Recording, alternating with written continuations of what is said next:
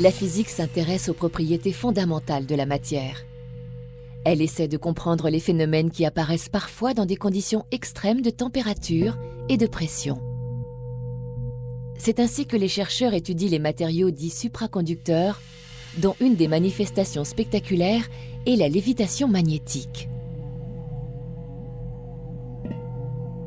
Un supraconducteur est un conducteur électrique qui a la particularité de voir sa résistance électrique chuter à zéro quand on abaisse très fortement sa température.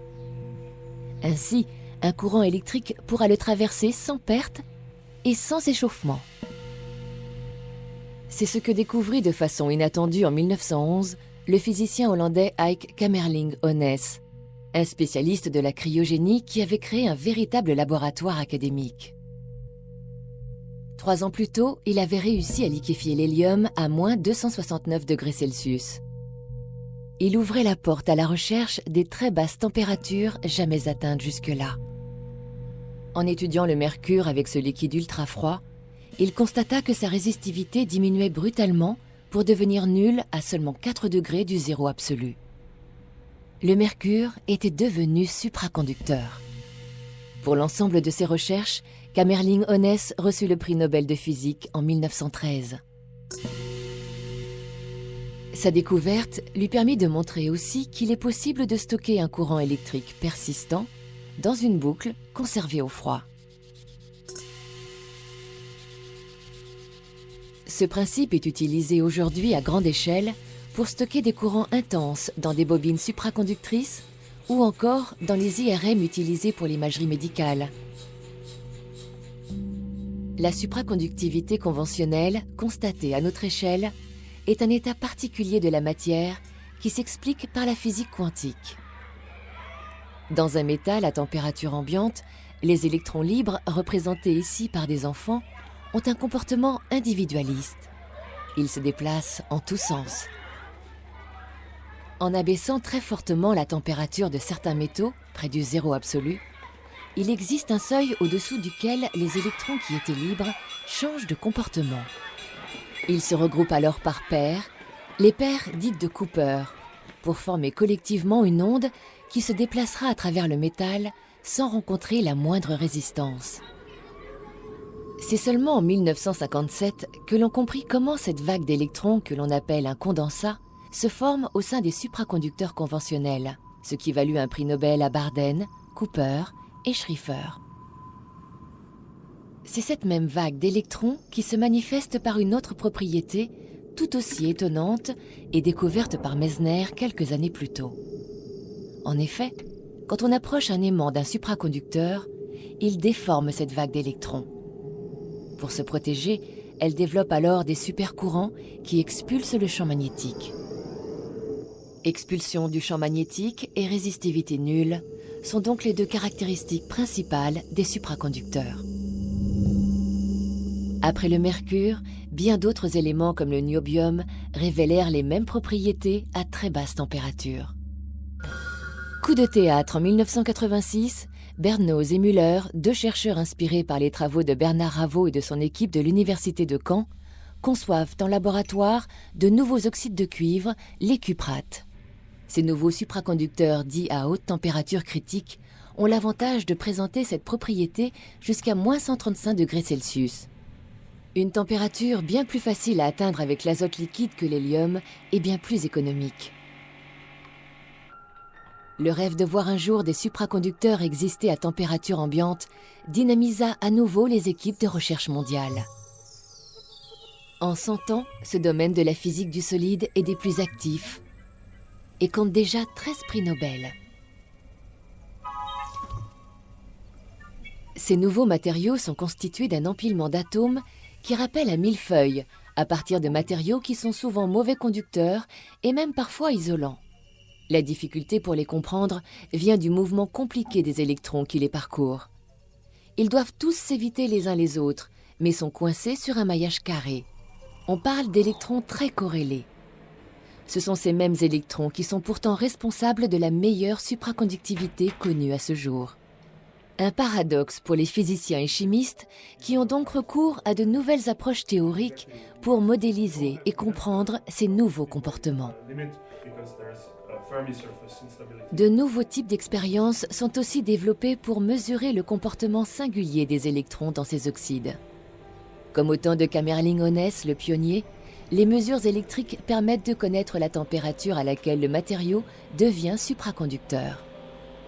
Parfois, ces mesures doivent être faites sur des échantillons nanométriques, comme ces nanotubes de carbone placés dans des dispositifs de quelques milliardièmes de mètres.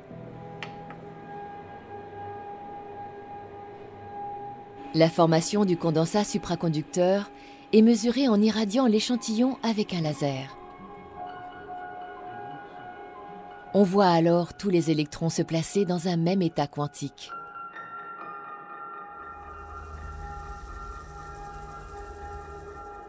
Le synchrotron Soleil est une source de lumière intense qui permet de mesurer les niveaux d'énergie de ces électrons.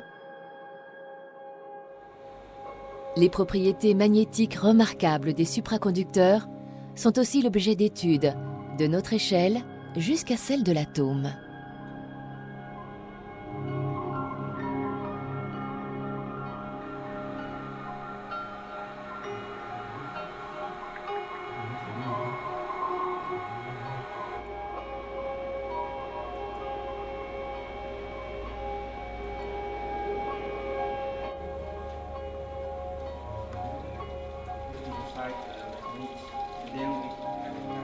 Tous ces moyens déployés sont devenus indispensables pour la recherche.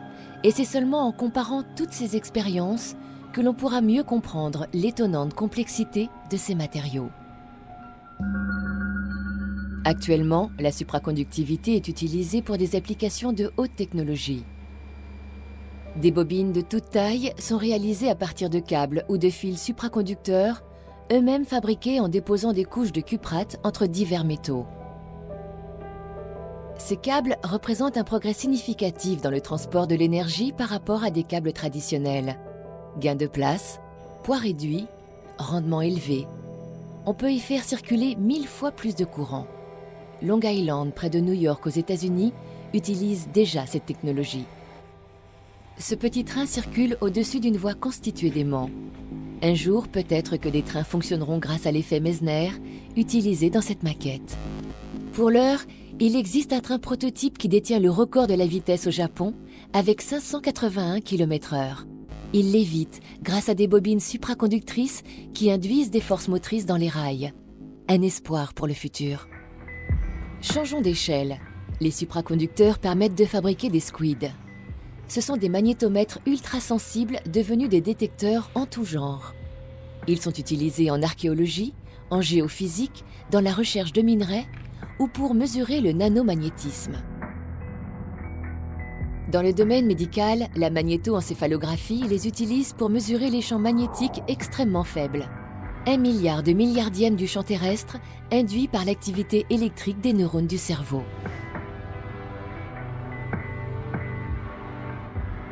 La petite zone active a été rapidement identifiée comme le foyer des crises épileptiques chez ce patient. L'IRM est l'autre grande application des supraconducteurs dédiés à la médecine. Elle utilise des bobines de fils supraconducteurs plongées dans l'hélium pour créer les champs magnétiques qui permettent d'obtenir des images particulièrement bien définies. Dans les télécommunications, les relais de téléphonie mobile ou de radio sont équipés de dispositifs électroniques de taille réduite, comme ces filtres haute fréquence.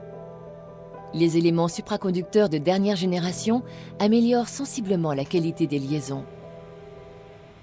Pour l'informatique, des recherches en électronique fondamentale visent à caractériser des portes logiques pour de futurs ordinateurs à logique quantique à partir de nouveaux composants utilisant des jonctions supraconductrices.